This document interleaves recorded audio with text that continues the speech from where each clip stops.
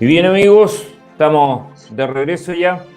Vamos a ingresar de inmediato a pantalla porque ha transcurrido el tiempo, pero volando se nos extendió el segmento anterior ahí con temas muy interesantes. Pero ya tenemos en pantalla a Claudio Lapostol.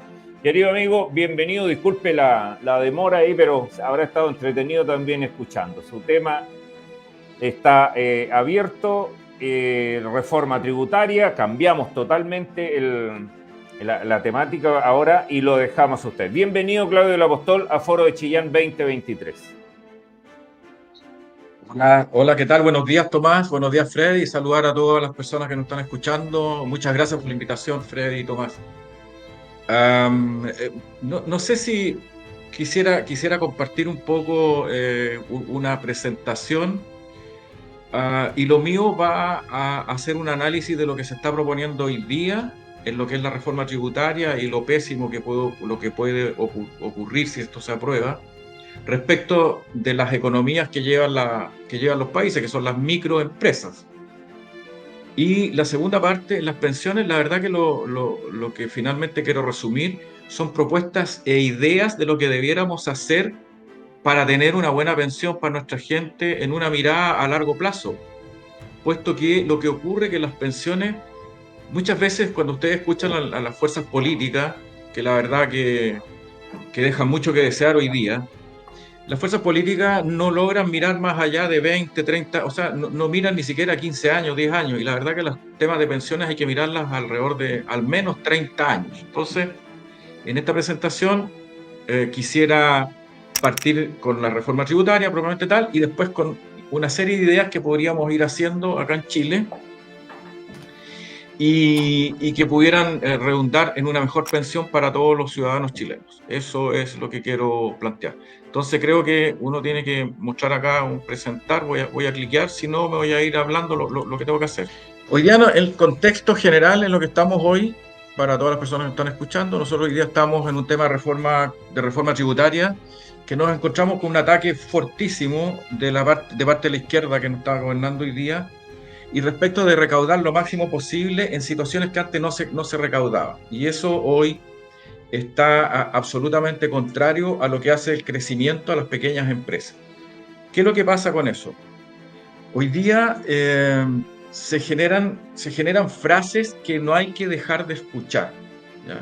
Vamos a recaudar a los súper ricos para darle a los pobres, ¿ya? Y eso es algo que ha ido permeando muy fuerte en la sociedad latinoamericana, como que si todo el mundo fuese súper rico, y resulta que el ataque certero es a las clases medias de todas las latitudes de lo que son hoy día los latinoamericanos, lo que somos los latinoamericanos.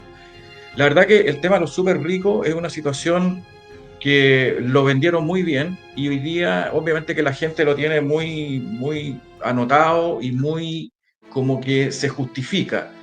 Incluso han habido algunas encuestas que dicen que las personas hasta justifican, por ejemplo, entrar a un supermercado y saquearlo y robar, puesto que ellos han sido no tomados en cuenta en esta sociedad, entre comillas, capitalista. Por lo tanto, dado que yo soy pobre, puedo entrar y destruir lo que ya se está haciendo y lo que se ha hecho. Entonces, esto también tiene una condición de ese tipo. Ese discurso es muy peligroso en los temas recaudatorios y en los temas económicos, pues deja de atraer a los inversionistas, y es ahí donde eh, vamos a llegar en los siguientes puntos. También darle otro contexto, es que el sector público tiene una renta en Chile, estamos hablando del tema de Chile, tiene una renta promedio superior a la renta promedio privada de alrededor de un 30 a un 40%. Eso es algo que de repente la gente no lo tiene claro. La renta promedio del sector privado tiene un valor, y la renta promedio del sector público es entre un 30 y un 40% superior. Por lo tanto, obviamente que el sector público, que es de donde viene la reforma tributaria, por supuesto que desean mantener sus rentas, porque el tema público no genera nada, no genera nada. Lo único que hace es mal administrar los recursos que obtienen a través de la recaudación de impuestos que se nos hace a nosotros a través de las diferentes declaraciones de impuestos. Y un punto muy importante que es el famoso IVA, el impuesto al valor agregado de los consumos, que es un impuesto muy, muy complejo hoy día en Chile. Hoy día en Chile bordea el 20%. Es decir, usted trabaja 100 y le quitan 20 y usted se queda con 80 el líquido, para hacerlo simple. Eso es lo que ocurre. Entonces, hoy día, ¿qué pasó hoy día? Hoy día en Chile se descubre un desfalco terrible en el cual ya los valores, la verdad que no sé cuál es el cómputo de hoy día en la mañana, ya, pero son valores teletonísticos. Hoy tenemos un malgastar la plata de una manera impresionante y lo que hace que, por supuesto, que la gente la que trabajamos en pyme, las que queremos tratar de salir adelante, la verdad que fastidia mucho seguir aumentando el tema de los impuestos. Y entrando en el punto, la reforma tributaria la han llamado pacto fiscal. Palabra pésima en un manejo pacto. ¿Qué significa pacto? Estar de acuerdo en algo. Nadie está de acuerdo en nada. Nadie ha dicho, mire, vamos a trabajar esto, puesto que la gente y en general las pymes, el sector empresarial, no está de acuerdo con lo que se está planteando, hay que conversarlo todavía. Entonces, no hay ningún pacto, no hay pacto fiscal. Es una manera lúdica de llamar a esta reforma tributaria que la verdad que nos va a traer muchos problemas y los nombres siempre tienen que ser clave en estas presentaciones. Cuando uno quiere plantear algo, tiene que colocarle un buen nombre. Un autor de un libro busca un buen nombre y claramente el pacto fiscal es muy malo, la verdad que es muy malo. La reforma tributaria trae algunos puntos que los voy a analizar así brevemente. Uno es que, aquí entramos ya a la reforma tributaria, el servicio de impuesto interno se le coloca a una cantidad mayor de atribuciones en desmedro del contribuyente. ¿Qué es lo que ocurre hoy día? Cuando el servicio de impuesto interno tiene un problema con alguna empresa, tiene que pasar a través de una actividad judicial, es decir, a través de un juicio, a través de una acusación judicial, le dice a tal persona, sabe que lo vamos a revisar. Hoy día la presentación es que para evitar la evasión de impuestos, ellos entran en una acusación solamente administrativa, en desmedro de las 800.000 pymes que existen en Chile. Ustedes comprenderán que un pyme en Chile no tiene ninguna capacidad de defenderse frente a las grandes empresas, porque no tiene una estructura, perdón, frente a los servicios de impuesto interno. Las grandes empresas tienen una estructura para poder plantearse. ¿Y cuántas grandes empresas habrán en Chile? Unas 20.000, 50.000. Pero el resto somos todos pymes. Entonces, una pyme no tiene una oficina de contabilidad, no tiene una oficina de abogado, no tiene una manera de cómo defenderse adecuadamente contra una acusación que puede resultar muy, muy compleja, porque finalmente como no se genera flujo, normalmente las pymes viven del mes a mes y por lo tanto va a tener que cerrar, como lo que está ocurriendo hoy día en Chile, por la falta de confianza en todo este tipo de cosas. Ese es un primer punto que es muy complicado y hay que leerlo con mucho cuidado en el tema de la reforma tributaria que se está planteando. Existe un segundo punto hoy día que aparece un denunciante anónimo, es decir, alguien que se le ocurre acusar a una pyme y el Servicio de Impuesto Interno entonces entra en esa acusación y esa persona a través de su acusación puede obtener un premio, un 10% en este caso. Es decir, yo lo acuso por 200.000 pesos y usted va a recibir 20.000 pesos como premio por haber hecho esta acusación, que puede ser muy, muy compleja, como hoy día están habiendo acusaciones así al voleo, aparecen en las redes sociales, destrozan el negocio y bueno, ni pensar en lo que se viene después. Eso es una situación en la cual hay que tener en cuenta. El impuesto a la riqueza, tercer punto. Impuesto a la riqueza, ¿qué significa? Hay dos bloques, 5 millones de dólares, 10 millones de dólares. Cuando una persona ha tenido su patrimonio, ha trabajado su patrimonio y ha llegado a tener 5 millones de dólares, en los cuales se suman, por ejemplo, bonos, acciones, casas, departamentos, etcétera, y que todo eso, ese patrimonio ha pagado impuestos, porque usted cuando hizo y está pagando impuestos a través de las contribuciones, etcétera, además de eso, a usted le hacen la suma y usted tiene 5 millones de dólares, va a tener que pagar un impuesto sobre el impuesto que ya pagó. Ese es el otro punto peligroso a tomar en cuenta. Ya van 3 puntos. El cuarto punto que tiene que ver con el tope en el uso de las pérdidas de su pyme. Usted cuando tiene pérdida, usted no paga impuestos, hacerlo rápido, no paga impuestos. Bueno, usted va a tener un tope de pérdida. Entonces, si usted ya excedió ese tope, va a tener que pagar impuestos igual. ¿De dónde? Usted tiene pérdida, ojo, tiene pérdida, o sea, no tiene ingresos, pero igual, como usted ya llegó al tope, va a tener que pagar un impuesto. Ese sería el cuarto punto que quiero entregarles. Y el tema de los ingresos de arriendo por el decreto de Fuerza Ley número 2, en la cual las personas van a tener que pagar por ingreso de arriendo, un impuesto porque usted está obteniendo un valor sobre algo que es la manera como la clase media, y la clase media un poco más acomodada, por decirlo de alguna manera, puede mejorar su jubilación. Hace un esfuerzo en el cual compra una casa más, y esa casa habitación, entonces usted cobra un arriendo, y por ese arriendo, como usted lo tiene que declarar, y además tiene que declarar que está recibiendo el arriendo de alguien, y esa persona va a ser revisada también, el que le paga el arriendo y usted como arrendatario. Las dos personas van a ser revisadas por el Servicio de Impuesto Interno, uno como gasto y otro como ingreso, y usted va a tener que pagar un impuesto por sobre esos valores. Eso sería como 5 puntos graves de lo que está ocurriendo hoy día, como el aumento de la reforma tributaria, y hablar de otros puntos que hoy están caminando como presentación, pero creo que estos vienen a ser muy relevantes para la persona. ¿Para qué? Para el concepto. ¿Cuál es el concepto? Pymes, clase media, ahí apunta esto. Eso sería la primera parte de la reforma tributaria. Entonces, ¿qué se pretende con esto? Recaudar 8.000 millones de dólares, que son 2,7 puntos del PIB. 8.000 millones de dólares. ¿Qué pasa con eso? Y me voy a meter en un punto que hoy día se empieza a conversar. Yo no sé si ustedes recuerdan, lo que nos están escuchando hoy, hablar de la deuda externa.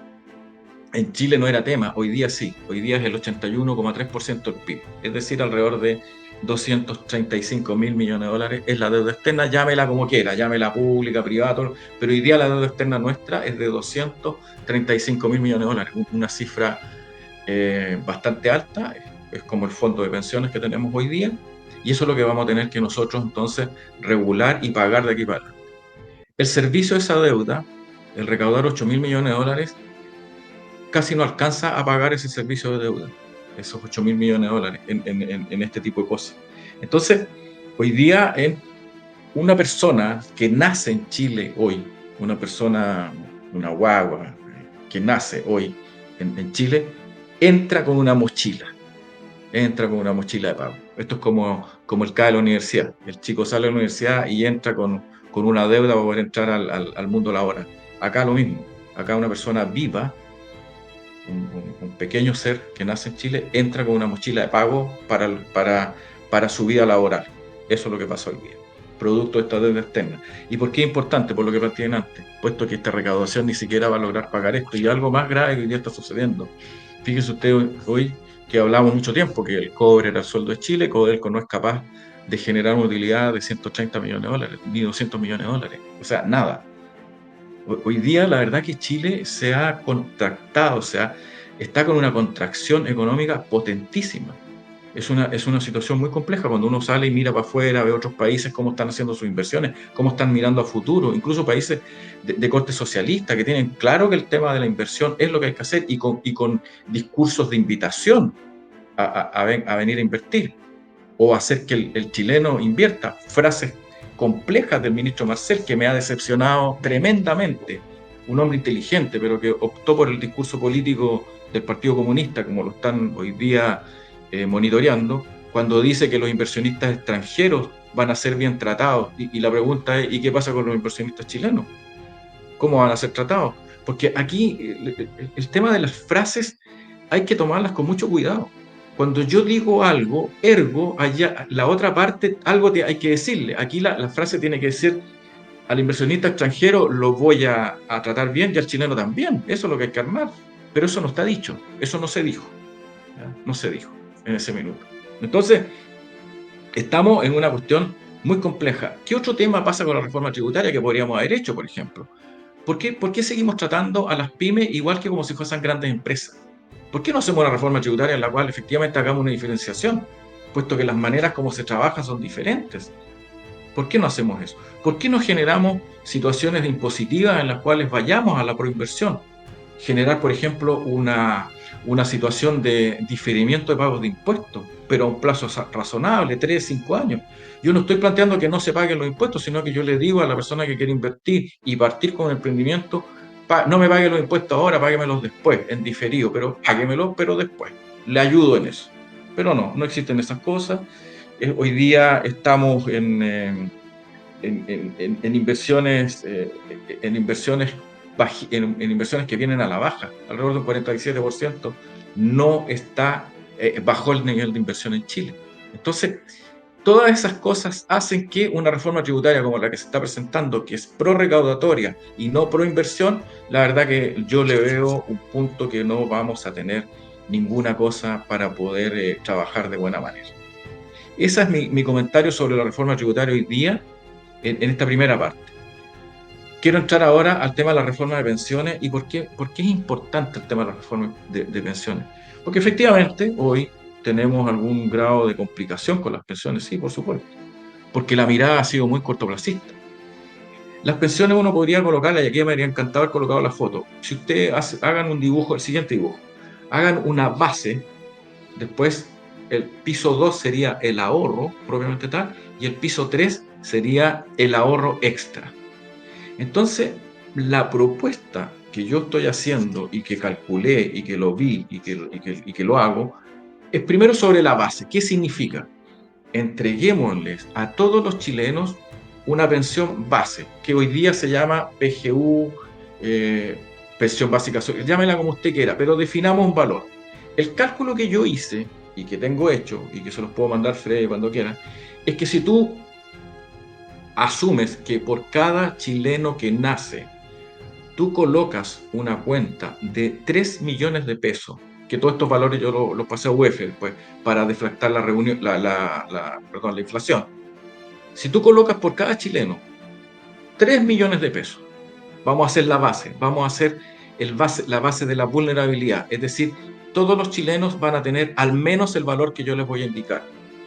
Si tú colocas 3 millones de pesos a una tasa UF más 4, es decir, sacas la inflación por fuera y efectivamente ese valor va a un 4% al año, durante 65 años, 3 millones de pesos, durante 65 años, un proyecto de ley, esa persona a los 65 años, cuando jubile, al menos va a tener 210.000 pesos, que es la PGU, que es el valor básico solidario que tenemos hoy día como cálculo. Hoy día también mienten en eso cuando dicen, oiga, no le vamos a poder pagar la PGU porque la reforma tributaria no ha sido aprobada. Eso no es cierto, eso es una falacia y un nuevo discurso que hoy día se plantea el gobierno que tenemos actualmente, que se expresa muy de esa manera.